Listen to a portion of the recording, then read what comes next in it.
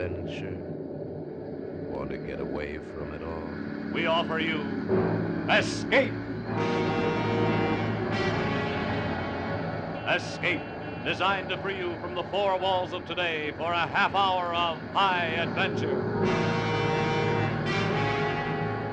Tonight, we escape to a lonely lighthouse off the steaming jungle coast of French Guiana and a nightmare world of terror and violence as we bring you again, in response to hundreds of requests, Three Skeleton Key, starring Vincint Price.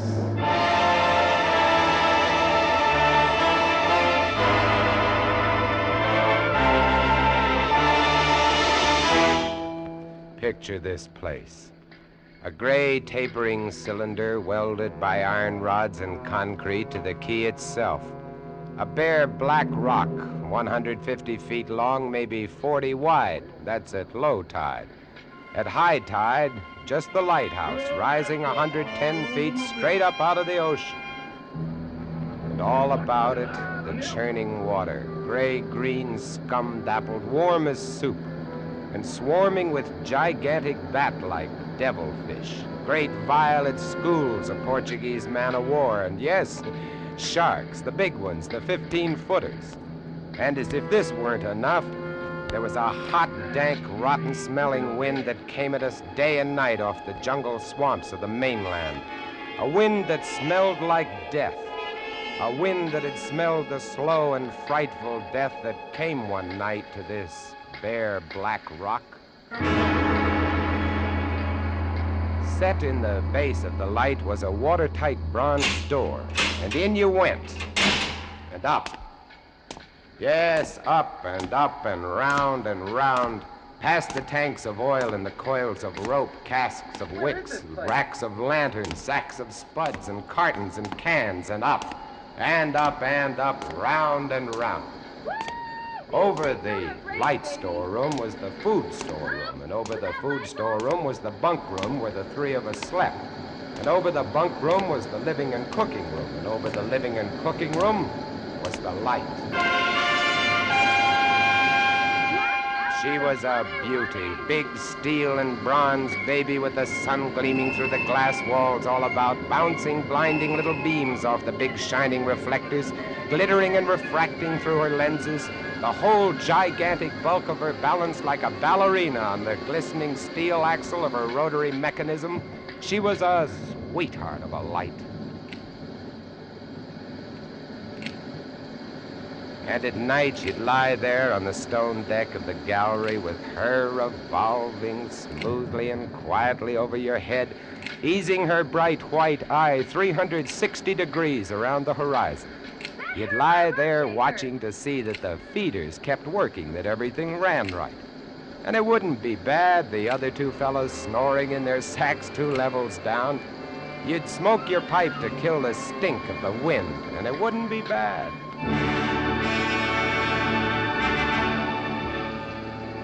About those other two, Louis and Auguste. What a pair. Louis, he was head man, was a big fellow from the Basque country, black beard, little hard black eyes, and a pair of arms that I tell you, those arms were as big around as my legs. Yes, head man he was, and what word he let go was law. A silent fellow, and although I spent my first 2 weeks trying to strike up a real conversation, the most I could ever get out of him was... John, I took up this profession because I don't like people. They want to talk too much. It's quiet work, light tending. Let's keep it that way. You're getting to be as bad as Auguste. I thought maybe for once they'd send me somebody who... That was Louis. When he accused me of becoming like Auguste, I quieted down, because Auguste was the talkingest man I'd ever met. The talkingest and the ugliest. He was hunchbacked, stood 4 feet high, had red hair and big blue eyes. It seems he'd been an actor in Paris. Yes, indeed. Played in over 200 different productions, dear boy, at the Grand Guignol. Oh, but it was monstrous horrible, the way we used to scare the audiences. I was hated. Yes, they used to throw things and hiss and bare their teeth at me. Finally, it got too bad. I couldn't stand it any longer. I gave up the theater. My nerves, you understand. Yes, gave it up completely. I really did. Couldn't stand it.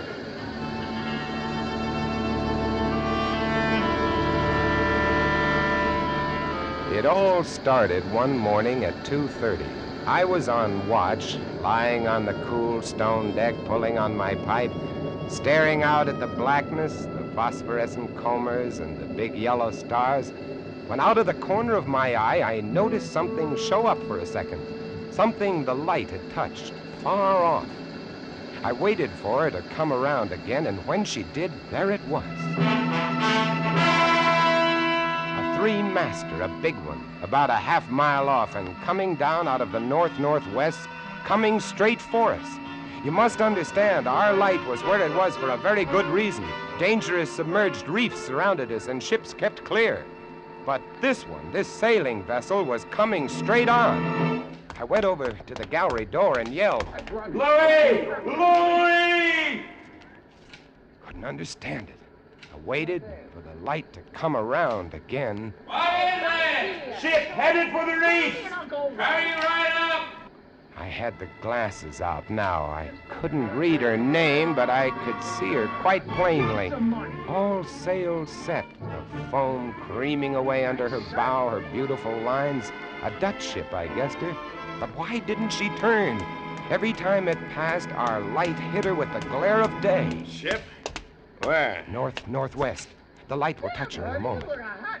Can't they see? Look at her. She just keeps coming on. Yeah, the squarehead. What is it? What is it? Watch north-northwest. I know what it is. Huh? What?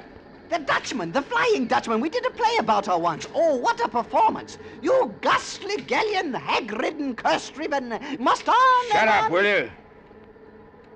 She's luffing. Yes. Sloppy way to come about.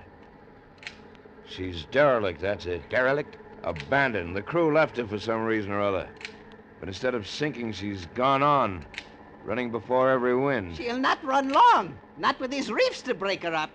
A beautiful ship. Now, why would men leave a beautiful ship like that?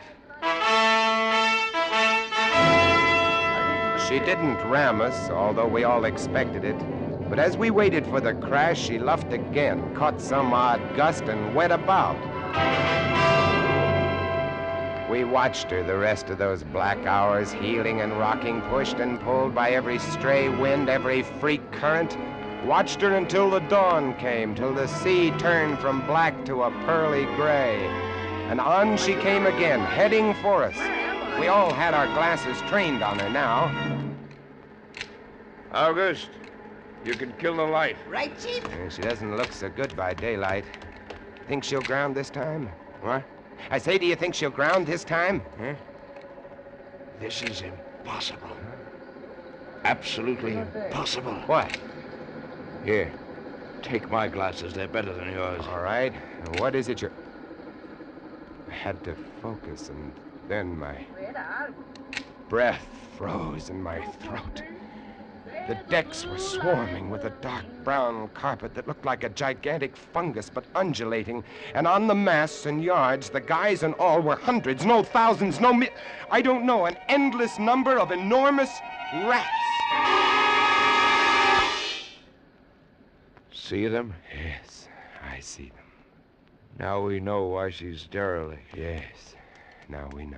What are you two doing? Here, give me a look. Yes, give him the glasses. Take a good look, chatterbox. Give you something to talk about. She's still heading for us. Yes. She's going to turn. She better turn soon.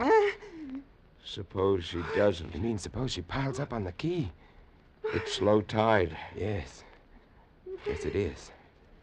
Where's all the conversation, August, huh? Here, want the glasses again? Want another look? No. She's still coming on. Go away! Go away! Turn, will you? Turn, I say, I pray you, turn! She's cracking up. The rats. Look, on the water. Like a carpet. They're swimming. Sure, they're swimming. Those are ship's rats. But they're swimming for the rocks. The door below! It's open! Come on. Down we went, racing down the stone stairs, taking them 3 and 4 at a time. Scared? You bet we were scared. August, you get the windows. Maybe they can climb. We don't know. Right, Chief. But hurry! Hurry!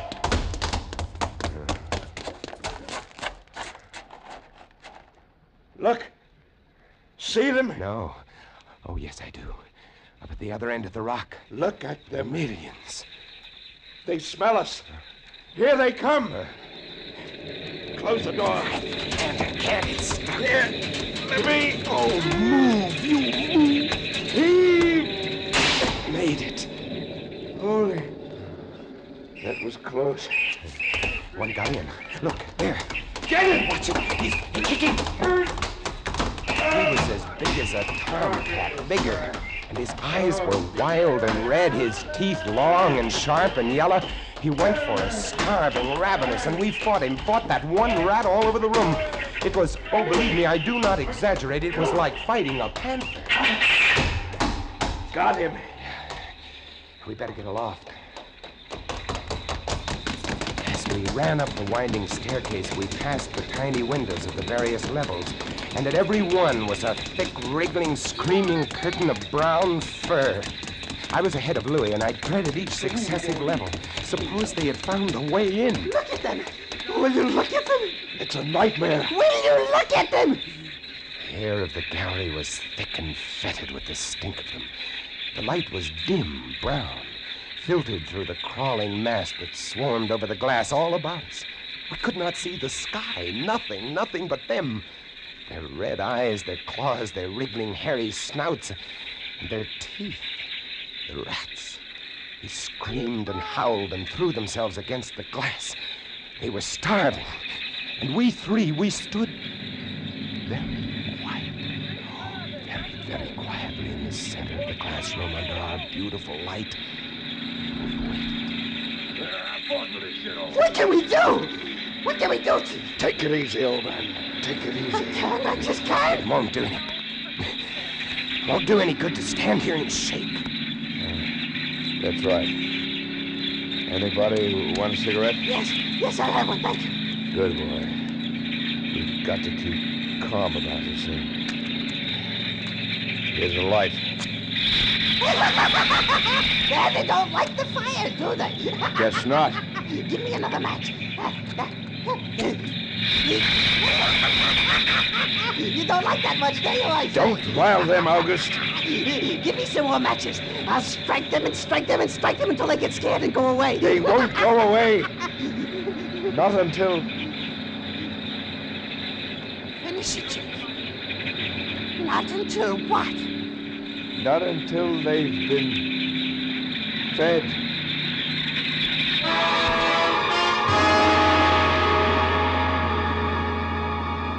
You can take just so much horror, and then you get used to it.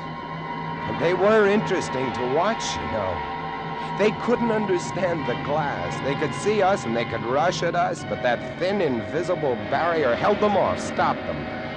From time to time, we caught a glimpse of the rocks below. More rats down there, swarming brown velvet in the bright tropical sunlight. And then the tide began to rise. If only it had drowned some of them. Ship's rats don't drown. No, sir, you cannot drown one of them. They're all climbing up the tower. This bunch around us is getting thicker. Yeah. Say, what's the time? 6:15. You've got first watch, John. Right. Wake me at 10. I will. Come along, August. It was getting dark. One side of the room was lit a soft, filtered red. Sunset through the rats. Oh, very pretty. I set the wicks, checked my fuel, and then lit the lamps. Coffee. Lit them in their gigantic wriggling web of pale, hairless bellies, twitching red tails, bright eyes. Then I started the rotary motor. light drove them mad as she swung slowly and smoothly about. She blinded them in the fierce stabbing bar of light, moving continually about, ever turning, ever touching, ever moving around and around, and they twitching and shuddering, eyes flaming when they were struck by the light. Bright light moving, and behind on the dark side of the room, so close, I dared not turn my back, but you cannot help turning your back when you're in a room made of glass. On the dark side of the room, you could not see them, but only their eyes. Thousands of points of blank red light, blinking and twinkling like the stars of hell.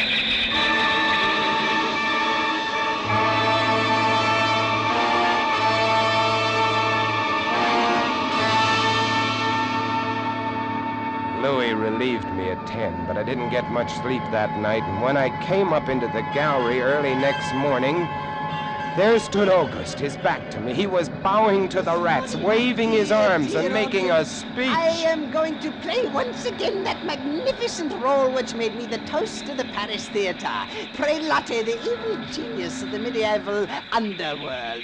I am he who did guide the dark soul of the Marechal into the nether parts. Do not be frightened, little children. I will not hurt you. I stood staring at him, horror-struck, but he didn't notice me. The man had gone mad. He kept turning, telling his stories to all the rats, leaving no one out. August! August! Ah, another one. A latecomer. Take a seat on the aisle, dear patron. August, move stop over it, there. stop it. Let the gentleman be But seated. he didn't come, stop. Come. He went on, bowing and scraping to the rats, his big blue eyes rolling and winking, his wild red hair waving about him. I grabbed him by the arms, slapped his face. He looked at me like a child. And then his face screwed up. He looked as though he were about to cry. Go below, go on. Oh, very well then. Later, my dear audience, later. Matinee today. Sure, he was crazy. But I guess we all were. A few hours later, he came back up and caught Louis and me teasing the rats. Yes, sounds horrible. It was fun. We could get right up against the glass and make faces at them. It drove them crazy. They would scratch away trying to get at our eyes. Louis was even cuter about it. He'd pull a piece of bread out of his pocket and press it against the glass. The rats would scramble into a solid ball, biting each other, clustering like grapes. From time to time, a whole knot of them would slip and fall 110 feet to the surf below. Look at the sharks! They're eating them. The sharks are our friends. Here, I'll get another bunch together. Here, my beauties. That's it. Pile up. Kill each other. There they go! Auguste joined in, too. Oh, very ingenious Auguste. He learned that if he spread-eagled himself against the glass, they'd bunch and bundle against his figure. Then he'd leap back. Look! My portrait in rats.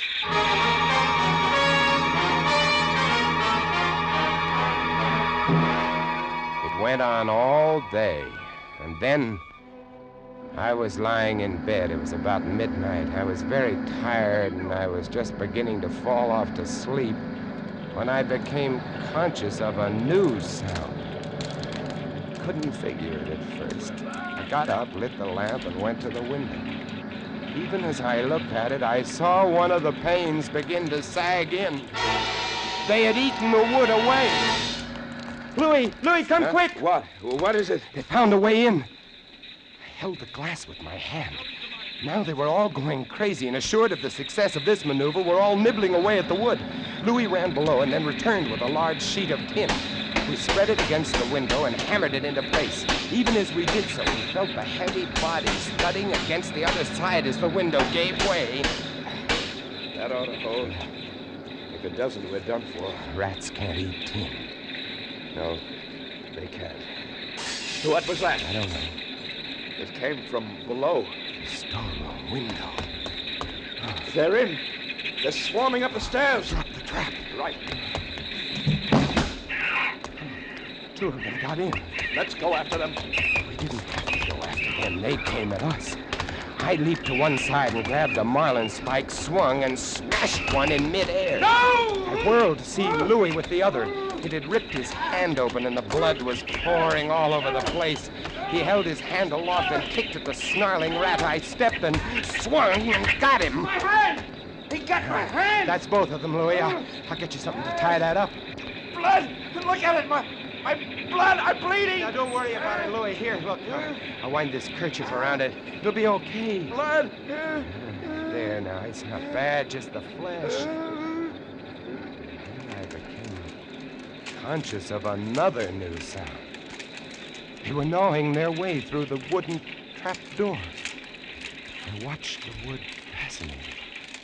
Even as I did, it began to give way, and a bristling, whiskery nose showed through.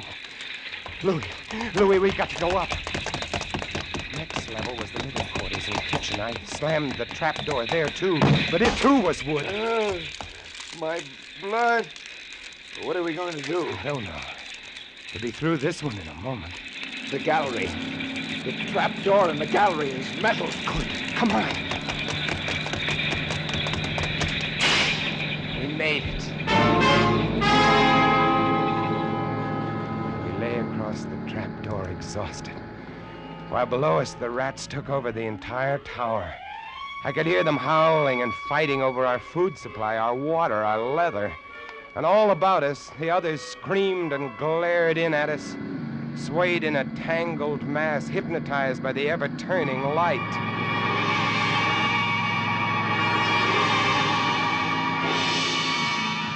By morning, the air in the little room was horrible. Until now, we'd been getting air from the tower below. Now that was sealed off, and so was all our food and water. We lay exhausted, panting, waiting. The hours crawled on. I was almost dozing from fatigue when I saw a sight that brought me too fast. Would you like to come in, my beauties? Would you? I hold the powers of life and death, and I can let you in, you know. August was standing by the glass, and in one hand he held a wrench. He was tapping the glass gently, not quite hard enough to break it. I eased myself to my feet and slowly, very slowly, tiptoed toward him. All I have to do is tap just a little harder, and I found a coil of wire in the toolkit, and I trussed him up, fastened him to a stanchion in the center of the room. Louis was of no help. He lay on his side, looking at his bloody hand, weak and sick as a baby. So there I was, a lunatic and a coward for company, and all about watching our little drama, the rats.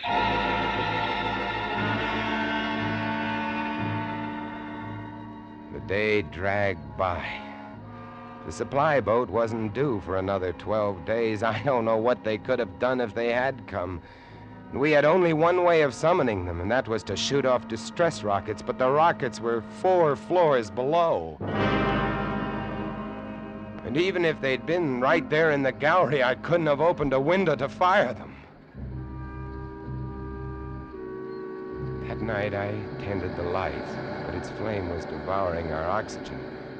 The following day, we lay, thirst-tormented, starving, waiting, and the following night, I again tended the light, but the small supply of spare wicking we kept in the gallery had become exhausted, and quite suddenly, about midnight, the light went out. There's nothing I could do. Wicks were stored 3 levels below. Nothing I could do. Nothing. From time to time, I'd strike a match to see the clock. When I did, it lit up the million red eyes about us. All about us. Watching. Waiting. Below, it had grown quiet. They'd cleaned us out, and now they, too, were waiting. All waiting. And then, the rats, quite suddenly, were silent. And then I heard it.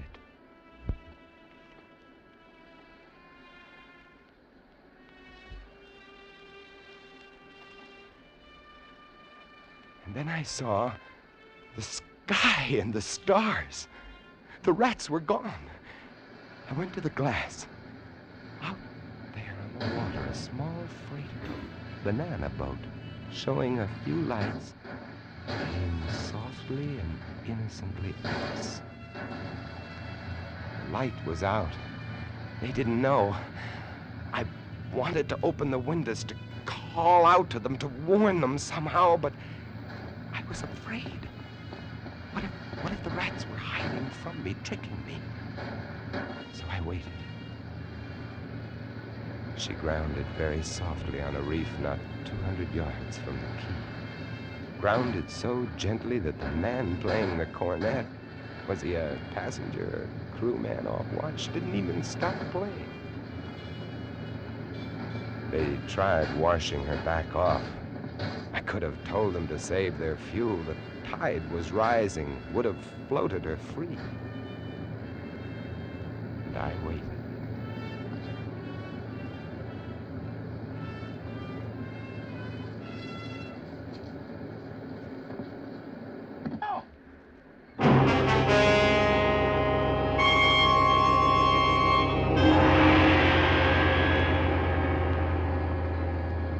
That's all. That's the story. The sun came up and there wasn't a rat on the whole quay. Every last one of that terrible army had left us, gone back to sea on their new ship. Auguste, insane asylum, he never recovered. And Louis, they took him into Cayenne where he died of blood poisoning from his bites. Oh, yes. Well, that's the whole of it. If you'll excuse me now, I must go set my traps. No mouse traps. No rats in this lighthouse, I should say not. Life in the lights isn't bad, but sometimes when I see a strange vessel approaching, I get a little nervous, sure. Somewhere on the seas, there's a little banana boat without a crew. That is, without a human crew.